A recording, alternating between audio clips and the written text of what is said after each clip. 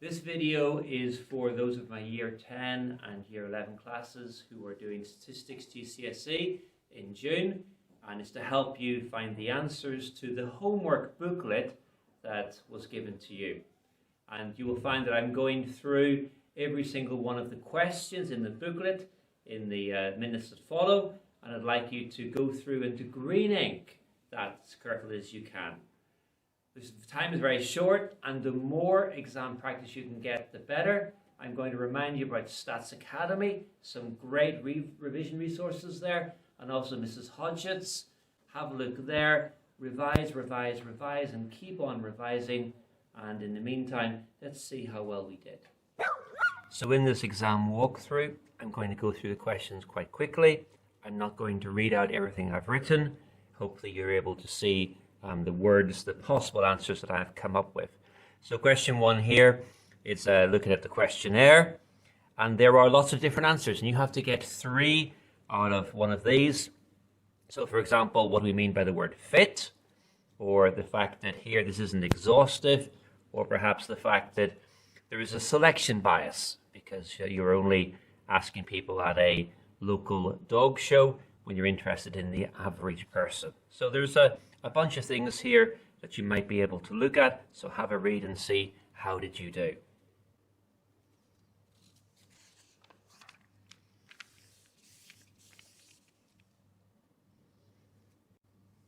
So here we're given a cumulative frequency diagram. Now notice here, actually this is straight lines rather than a curve, and we're asked how many unwrap the box in less than 10 seconds. Well, there is 10 seconds, so we're looking there at 225 people. Is less than 10, it's up to there, and therefore we're looking at I want to show a line of intercept line, and that's really important.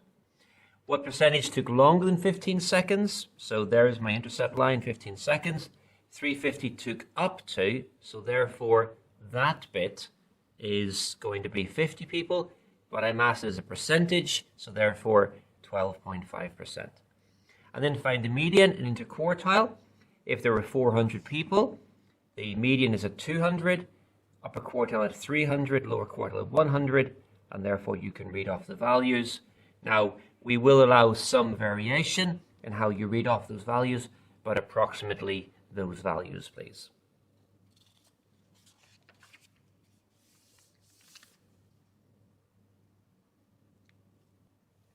So here we have one of these vertical line diagrams.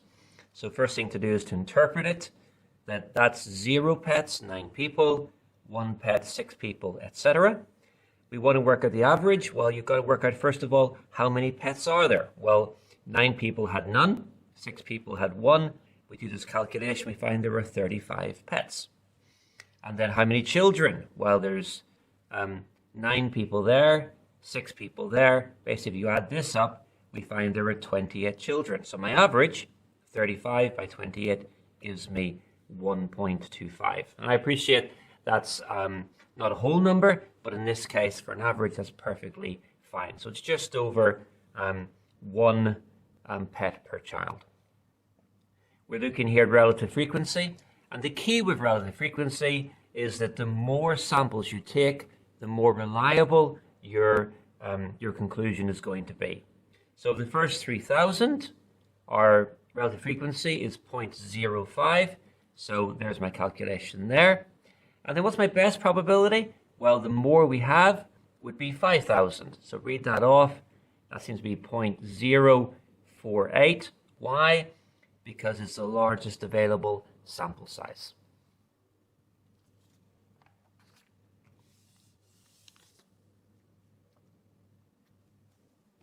Here we have some comparative pie charts. You'll notice here that this one is a bigger pie chart than this one because this reflects 128 people and this is 72 people. Now, in other questions, you could be asked to work out the radius, but not in this case. So we're asked to work at probability. Someone works at fourth, so that's going to be a quarter of all the females, 32, and a third of all of the males, and that works out at 24. So my total is 56, but it's 56 out of 200. And you're perfectly okay to leave it just like that. Question 6, again, looking at a survey. So why is question 1 not relevant? What is your address? Well, basically, it's not pertinent to the investigation. They're not interested in where people live. And people could also, you could say, it's personal information. People would be probably reluctant to give you that information. And then question 3 has a problem because, well, for 2 factors. One is there's some overlap here. So if I watch, say, 12 hours, would I take this one or this one? Because it isn't clear. But also, it doesn't give a frequency. So we're talking about per day, per week, etc. And then if we take it out at a football ground, what's the problem? Well, we've got selection bias there because we're interested in sport or crime. Well, people who go along to a football match are probably more interested in sport.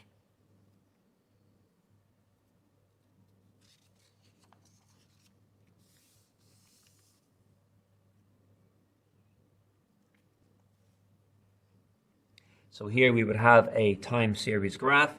We're finding 3-point moving averages. So these 3, find the average. Those 3, find the average. Those 3, find the average, and so forth. And then fill in the table. And notice here we're going from week 3, 4, and 5, week 4, 5, and 6, etc. So we have to plot these. So this one, if it's week 1, 2, and 3, gets plotted at the midpoint, which is week 2. So week 2, you can see I've plotted it there. I tend to plot mine with a little circle around just to show that they are averages so we don't get confused. And then, so you can see that, it's a little bit unclear what's happening here. Luca looks at this and says, well, my trend line is going down. Well, that may be so, but the problem we have is this one here. This has knocked it down, which is why we use a trend line.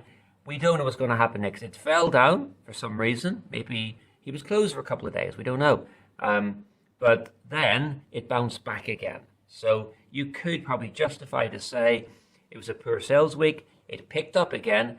We basically haven't got enough information yet to see whether that is sustained or not. And again, the advantage of an average is that we can see the overall trend and to remove some of the fluctuation.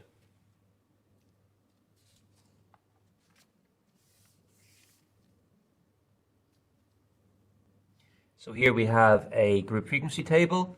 We're working out our cumulative frequency first of all. And so we're going to fill in this work out this table. So 10 and 22 is 32. And then 32 plus 46 is 78 and so forth, up to 160.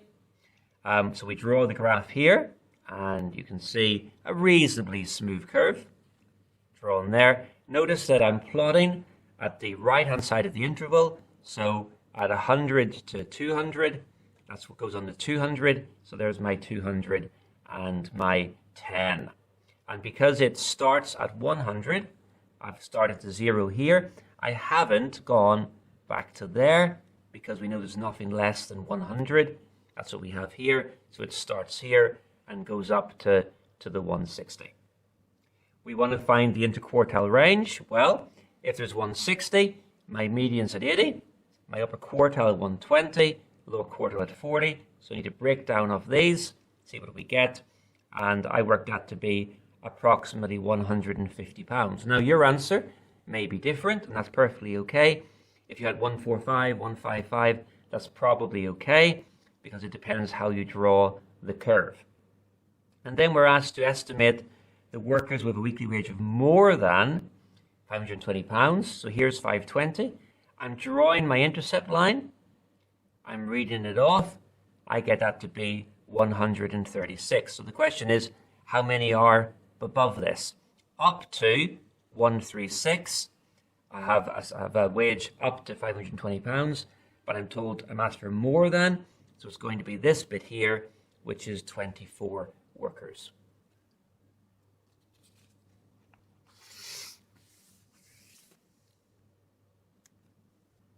So here are some scattergraphs. One of them has looked at pet cats, dogs, and hamsters. The other only looks at cats. We're asked to use some interpretation. And we think probably it's Michelle because these weights are quite close together. If there were hamsters, Well, hamsters are very small animals. You expect to have some very low figures. And we notice here that Bethany has very, very low figures here, which would strongly suggest that actually that's the hamsters and these are only looking at the cats. Now we're asked to draw a line of best fit by eye. We know that in statistics often we'll be asked to find the x bar, y bar. That's to say the average of all the x values, average of all the y values, and plot that point. Now in this question we weren't asked for that, but make sure you do know how to do that. So then we have a stem and leaf diagram. This is a back to front stem and leaf, so be careful reading this. So we recognize that this is 13, it's not 31, and you could compare. So I have drawn this out as a bit of a table here. So my mode, my median, and my range. And we're asked to make a comparison and to say, Carl says, girls keep pets that weigh less than pets that boys keep. Well, first thing you need to say is, Carl is not correct. We're going to compare the median. So the median for boys is 15, for girls is 18. So actually the boys is less. So I'm stating this. He's not correct, and this is my reasoning. Now, we do, of course, have the mode, but often we wouldn't want to use the mode particularly.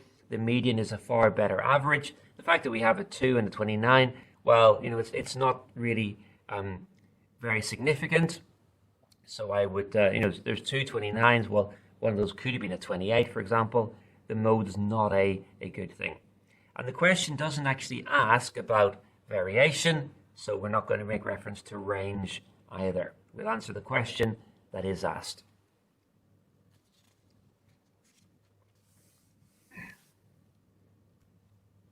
This true false is really nice. The first name in each class register will give you a random sample. Probably not, because there'll be some bias. Some people, some nationalities, for example, are likely to have certain names. So, for example, we know that if you're in Scotland, lots of people have names beginning with MC, so MacDonald, McDougall. And so it would not be sensible just to take the first name, because that might give, say, the same type of nationality, for example. Ratio of boys to girls is 2 to 3. Well, I've written it out here. 2 to 3 for 30 students should be 12 to 18. So 10 and 20 would not be appropriate. False. Telephone survey. Which political party? It's not random. Well, that's true. And why is it not random? Well, the issue is you're only going to get people who are free to answer the phone. So those people who are at work, for example, are not going to be able to pick up the phone. And so if you were to do this, you're going to be getting perhaps some of the elderly people, perhaps, who happen to be at home, or people who are unemployed. So you're not going to be getting it perfectly random. Not everyone has a chance to take part. Stratified sample, consider proportions. Yes, it does. And random sample, that's our definition. And again, that is true. So we're looking at this company that makes buoys for use at sea. Now, you might not know what a buoy is. It's basically a metal ball that floats. Perhaps you might see them in harbors. And the buoy lets people know that underneath is a bit dangerous. Maybe there's rocks underneath, for example, or to mark a shipping lane, for example. So regardless, we want to work out how many were made. So we work out here, there were 72 made in a week. So I want to have a stratified sample of 12. So I've shown my working out here. So for the deep sea, there's 18 out of 72. And that gives me a certain proportion. That's going to be a quarter of all of them. So a quarter of 12 is 3.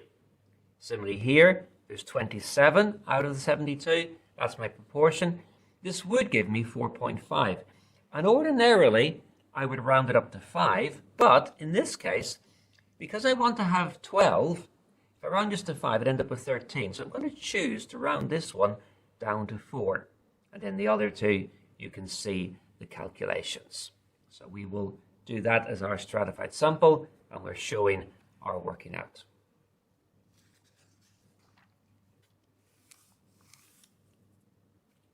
So this is a particularly challenging question. So Freya we're having to work out this cumulative frequency chart, and basically we have to try and unpick some of the information here. So for example, we're told that her first interval is 0 to 5 minutes. The last one is up to 40 minutes, so we're going to go between here and here. The shortest time was 5 minutes, happened once, so I have a 5 minutes once just there. The range is 35 minutes. Well, the shortest was 5, then the maximum must be 40 minutes. And if that's the maximum, that must go up to 60. It's going to go up to here. That's going to be my maximum. The median is 18 minutes. If there's 60 occasions, then that's 30 visits. So 30 visits, and where am I? So 30 visits here, and that is 18 there. And then similarly, the lower quartile, well, that's going to be 15 visits. That's a quarter of 60. That's a 10. And my interquartile range, well, I can work that out. If the lower quartile is 10, upper quartile must therefore be 24, and that'll be at 45, because 45 is 3/4 of the way. So there is my upper quartile. And so basically from this, we're in a position now where we can begin to plot. Now, there's one more point here. It says there were only 5 occasions when she spent more than 30 minutes on the treadmill. So that tells me that between 55 and 60 must have been beyond 30. So here I can plot this point at 55 because there's only 5 more here above 30. So we plot all of this, and it doesn't make for the smoothest curve. If you want to make that a straight line, you probably could be justified in doing that. It's not a problem. So then, how do we know it's not going to be exactly the same? Well, we don't know the results of each interval. We are making some approximations. It might be stepped up, for example. So it may vary a little bit, but it is going to be similar. And then, finally, we draw our box and whisker diagram. So we're starting here at 5. We're going up to 40. And you can see there all of the different positions that we have already worked out.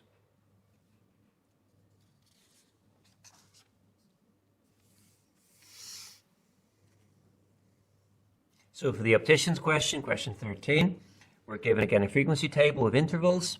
We're asked to work out the average, the mean, and it's an estimate. And the reason it's an estimate is this is an interval, so we don't know 5 pairs of glasses what the depth of lens was. So you could, for example, have had 5 of them bang in the middle. You could have had 5 at 18. You could have had 5 perhaps spread throughout the that range. So because we don't know, what we do is we use the midpoint. And so the midpoint is there. And so I'm going quite steadily up there. And then I say 5 lots of the midpoint, 20 lots of the midpoint. And you can see there I've written out my F times X. And how many glasses are there? Well, should be 100 pairs. Just check that. Yep, that goes up to 100. So the total of all of this is 3720 divided by 100 pairs. That gives me an average of 37.2. And I want to check that actually 37.2 is somewhere in the middle. That does sound like a reasonable answer. If I had an answer of, say, 55, well, that'd be greater than my maximum. I would know I'd done something wrong. Where does the median lie? Well, I'm going to do my cumulative frequency. So I've done that over here. So 5's there, add 20, 25, add 23, 48. The median will be somewhere between around about 50. And so up to 48 is here. So 49 to 100 is here. So therefore my median must lie just inside here.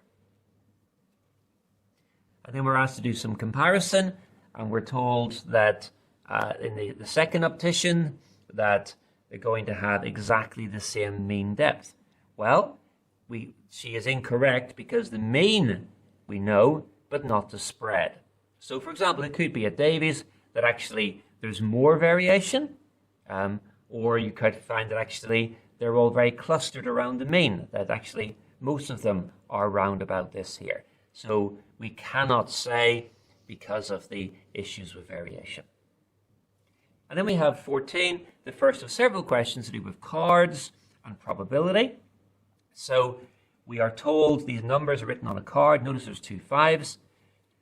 2 of the 6 cards are selected at random without being replaced. Probability, the sum is less than 11. Now you could do this a long way. You could say probability of getting 2 and 3, 2 and 4, 3 and 5, etc., and work out all of those. But the easier way is to recognize there's only one way of getting a card sum that isn't less than 11. If we have a 5 and a 6, then that will be 11. So I'm going to do that. 5 and a 6 would be 2, 6, because I have 6 cards, and I have 2 ways of getting a 5. And then once I've taken one of the 5s, I have 5 cards, and there's one way of getting a 6. So that's my fraction there. Or it works the other way around first. Get the 6 first, and then choose one of the 5s. So my total probability is 4/30 of getting a card that's 11 or more. So therefore, not getting an 11 or less than 11 is 1 minus. So therefore my answer is 26/30. Now you could do it the long way, and there's no harm in that, but I point out to you that this is a quicker and probably a better way to do it.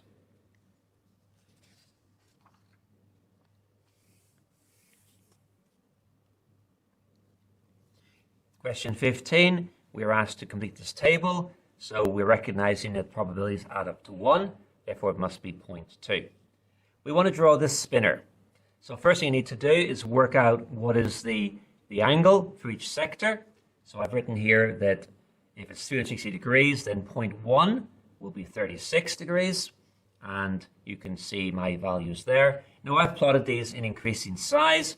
You could, if you wanted to, plot it as 1, then 2, then 3, then 4, in which case your sectors would be a different size. So for example, if you had 2 here, that would be slightly bigger. I've just chosen to do it that way, so long as your values are correct. And notice here, we have to use a protractor. Question 16, looking at a histogram. So the first thing we've got to do is work out what is my vertical scale. So I know that 6 people took between this and this. So I've written there that that is 6 people. Frequency density is frequency over class width. So 6 people over a width of 5 tells me that should be 1.2, and I can work out the rest of the scale accordingly. And then we're asked basically to do it in reverse. How many people were scanning their items? So we have here, that is a class width of 7.5. That's a class width of 5, and a class width there of 10. I read off my frequency densities, and if I rearrange this equation, I get frequency. It's basically the area, it's the width times the height, and I can work out there my values. So we have 3 and 5 and 6 and 11, and interestingly, I actually haven't completed the question because I haven't actually summed them up. So 3 and 5 and 6 and 1 is 15 people, and I hadn't noticed that I had missed that bit out. Now hopefully that's okay. Second part of the question asks us to look at that and to compare it to people in staff. So here in second part, we have again a frequency table here. We're asked to complete a scale for this one. And so I have number of staff as my frequency here. This is my class width here. So again, I'm looking at frequency density. So I'm saying here that, for example, 2 divided by 4 would be 0.5. 24 people divided by 4 is 6. So I have a very different frequency density. So I've worked out my densities here, and I've plotted them there, as you can see. And then we are asked, on average, which of the 2 groups were quicker? Well, how are we going to work this out? And there's several ways of doing it. You could talk about the skew. I choose to look at the median, because when I look at how many people there are, I notice that my median for customers, so if I look at this one, I can see that my median was here just on the right hand side of 10 to 15. But here, my median is actually in this interval here. So looking purely at the averages, I can see there that staff are therefore quicker. Question 17, we have another little passcode. So again, the order doesn't matter. So the very first time, I have 7 things I can choose from. Once I've used one of them, I then have 6, then 5, then 4, then 3. It's a simple arrangement or permutation, 2,520. But then the question is asked in quite a different way, and I will confess that originally I got this one wrong. So if you got it wrong, don't feel so bad. So we're asked, the passcode will start with R, and end in P. So my first one has to be R, the last one has to be P. Now that means that if I'm using R and P, for number 2, I'm left with 5 choices. I'm not using these two. It could be 1, 9, 6, 7, or the hash key. So there's 5. Once I've used one of those, it's 4, it's 3. So we have 60 possible ways of doing that. So it's 60 out of, in theory, 2,520. And then you could simplify that, but you can actually leave it just like that. And then question 18 tests our familiarity with binomial expansion. Now those of you in year 10, you might not yet have done this, but again, a tricky question. Probability is there. I'm told there's 60 newborn puppies. First thing I do, probability is there. Probability of not being yellow is 0.95. I'm looking at 60 puppies, that's my N, and I'm interested in less than 5. So I want to work out my probability that none of them are yellow, or one of them is yellow, or 2, or 3, or 4. So you can see here that I'm writing out my binomial terms. So for this one, for example, probability of one of them being born yellow, using my NCR button, and then that's 1 yellow, the rest not yellow. Or over here, looking at 3 of them being yellow, there's that many ways of it doing using the NCR button. So therefore 57 of them are not yellow, and if you add all of those up, you get 0.98197. So a reasonably high probability that actually less than 5 will be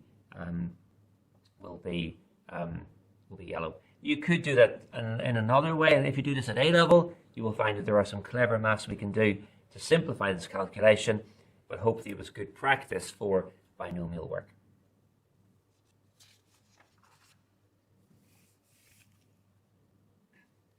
Question 19, we have a very, very simple question looking at index numbers. And so can we interpret it? If we have an index of 125, index of 140, we understand that this is higher. Therefore, the cost of bananas has increased more steeply than for bread. Does this mean which is cheaper? Well, we cannot tell which is cheaper or which is more expensive because all we know is the increase. We're not told the starting price, so therefore we cannot make that comparison. Over here, we're looking at a basket of shopping. And if I can remind you, this is how we use our retail price index. They have a really complicated set of common prices that they put together. Actually, they have to use a weighted mean to work out the overall increase in prices. But here, I'm asked to work out the total cost of this basket. So we have an increase of basically 10% of that. That's the new price. An increase of 5% of that. There's the new price. Add it all together, and to the nearest 10p, it comes to £7.20. And then a little bit of algebra. Ice cream tub now costs £2.36, and the index was 97. Now we notice that this means it's got cheaper, because obviously some prices do go down. It does happen. So the original cost was x times 0.97. That's the concept here, or 97 over 100. Is the new price. If I divide both sides by 0.97, I get told that 2.43 is the cost last year. And you might want to check that one by just saying 243 times 97 over 100, and do I get 236?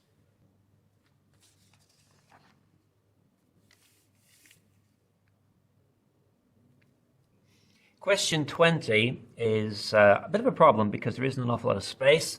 But we're asked to do lots and lots of work here. So we have here these values. We're asked to interpret them.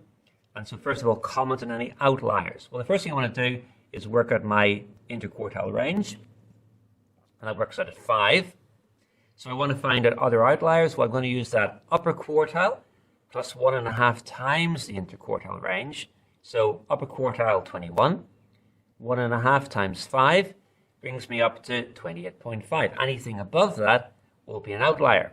And indeed, my maximum goes up to 40. So actually that would be an outlier. And there may be more than just one.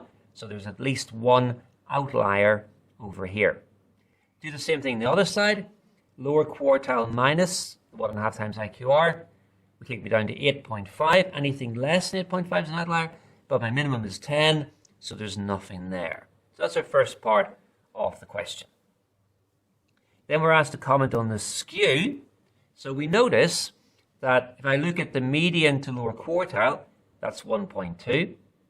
If I look at the upper quartile to the median, that is 3.8. So we have a box a little bit like this, where we have things very tight there, and then more of a spread there, and indeed quite a big maximum here. So what might this mean? Well, it means that we have a lot of stuff around here, a lot of price, a lot of cost of quite similarly, but there are over here a number that are more expensive. So there's a minority of tutors. Now maybe they're very qualified, maybe they're just greedy, but there's a minority that are really quite expensive.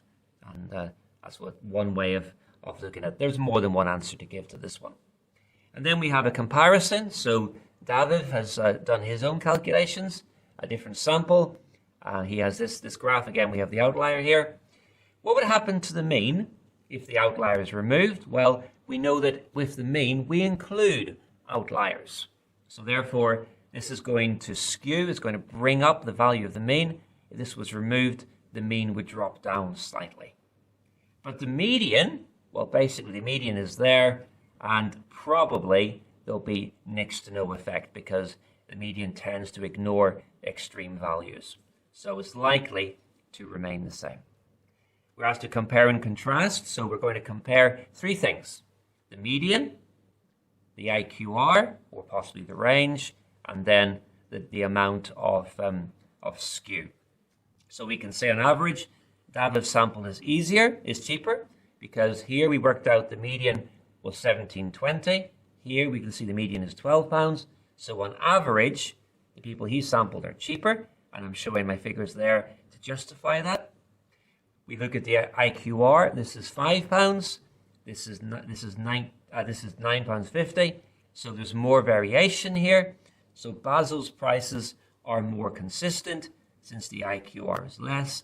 And then they both show some positive skew. Now this one does look a bit balanced, but we can see here that there's a lot of stuff here that also makes it a positive skew. It's more spread out here, closer in this side.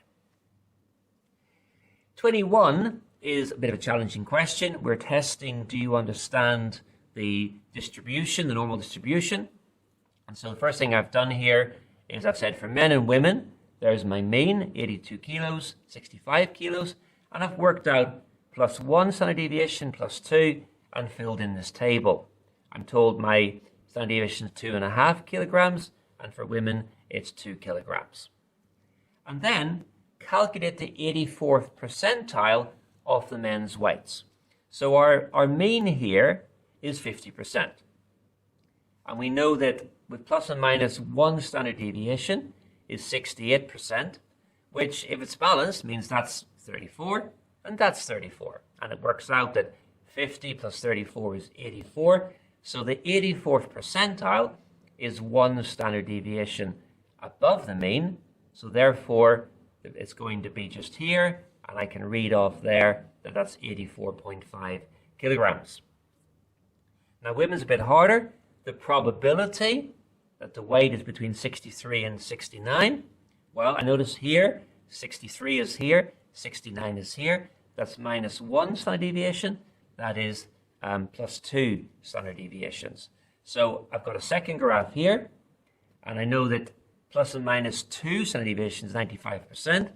So if that's 68, this is 95, I can work out that this is again 1684 like we had before. This is 97.5, and that's 2.5, because between those two, we have our 95%. So therefore, 63 kilos is here at 16%. 69 is 97. So from there to there, what percentage is under the curve?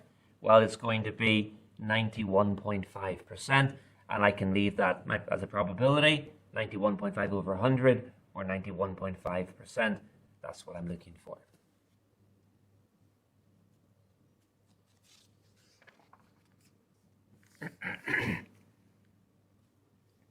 We have another probability using cards, and so they're shuffled, and we want to know that no one wins the first round. Well, there's two ways that no one wins the first round, is if they get an S and then a B, or they get a B and then an S. So the first time to get an S, there's 2 of them out of 6. But then the second time, well, if an S is gone, chance of getting a B, well, there's 4 Bs out of 5 cards, like this. Or we can do it all year round, and either way, you get a value of 8 over 15, which is what we have here. And in a second, the game stops when someone wins. Well, let's work out if Steve wins. Now, we reset the game, so let's work out probability that Steve wins. So that's to say we have an S the first time, so that's 2 over 6. And then once that's gone, we get an S again. Well, that's 1 out of 5, which is 2 out of 30. So the probability of winning of Steve winning any one round is 2 over 30, but it's dependent on them having drawn in the first round. So we're saying they draw the first round and then Steve wins. So drawing the first round is 8 over 15, and then Steve wins.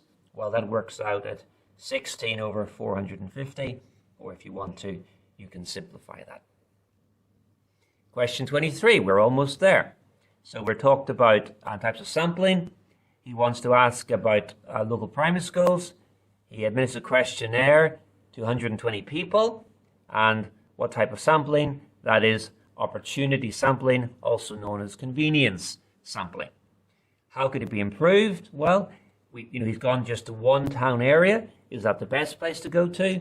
Not everyone goes to the town centre, so including samples from other areas would be a good move. Now, this is an interesting question here because we're asked to use the regression line rather than using drawing a line of best fit and use an intercept line. So again, if we remember, regression line is the same expression for line of best fit, and we are given here a calculation. So if I was to draw the line here, you would see that it started at 22.7 and that it had a gradient of 0.2406, and you can be asked sometimes to work out that calculation. So we're asked then a limitation. Well, we hope it's going to go straight. I would be suspicious that anything above here is that seems pretty well close together. That could be curving, for example. It could be going a different way. We don't necessarily know it's going to keep going straight, so I would be suspicious of this. And there are other things you could also talk about.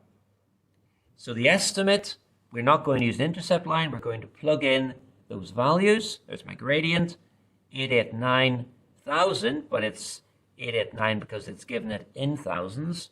So that tells me there should be 237 schools.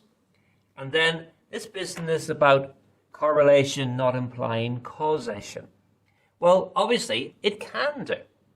And it would certainly make sense that the more people you have in a county, the more schools you would need. And that would certainly seem to make sense. However, if you think about it, if we were to close a school, maybe, for example, the buildings were unsafe or it had a bad reputation, for example, closing the school, one school, would not then mean that the population shrank.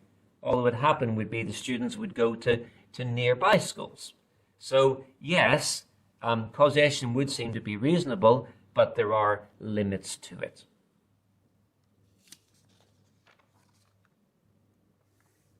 And then our final question is looking at Spearman's rank. First of all, we are asked to show our understanding of the difference between Spearman's rank and product moment correlation coefficient. So I've drawn a graph here. You can see here I've drawn 5 points actually are very linear, and then 1 point that's very, very high off that line.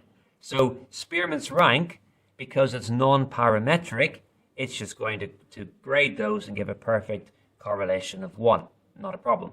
But Pearson's, the product moment coefficient, it will look at the differences from that trend line and say that's a bit higher, it's a bit off kilter, and therefore we'll give a value of less than 1. And really Pearson's is designed for a linear, so that would be a good example. Again, there are other ways of doing it. Then finally, we're showing that we can do a Spearman's rank. And so here, interestingly, I already have the rankings because the judges have ranked them. I'm going to work out my D, the difference. So 5 and 3 is 2, 7 and 5 is 2, etc. I'm working my D squared, add them together, I get 58, plug them into my equation, and I get a Spearman's rank of 0.310. Now the question does not ask me to comment on that, but I might be saying that is it's a weak positive. So I would be saying that there is some agreement between the two judges. It certainly is not a strong. So they have their differences, but to some extent they would agree with one another. Well, I hope this was useful. Just to conclude then, to finish this homework, you need to have marked this paper and then to bring that back to class on the day specified on Satchel 1, hand that in, and then your teacher will look at that and will mark it as submitted. And I hope that it was helpful to you, and we wish you all the best in your statistics exam.